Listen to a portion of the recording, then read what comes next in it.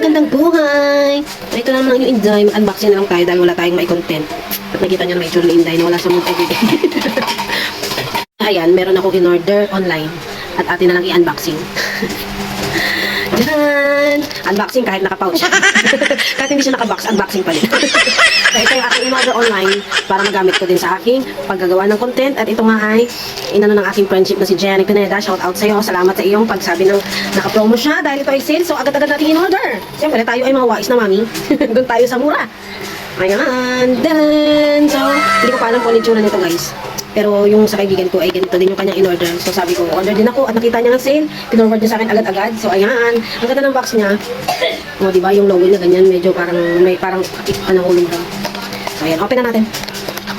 Ay, magagamit natin ito sa pag-vlog natin. Ayun! Oh. Wait lang.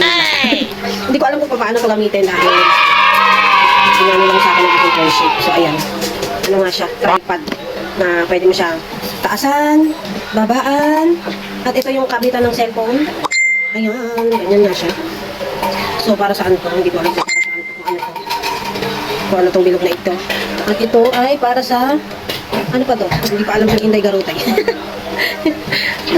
Ano naging tao? Basta ito ay tripod na pwede kong gamitin. Kasi meron ako nabili ng tripod guys na medyo mas mahal pa nga dito ng konti. Pero, ayun, nakatambak lang kasi nasira na siya. So, hindi ko alam kung paano ko gamitin.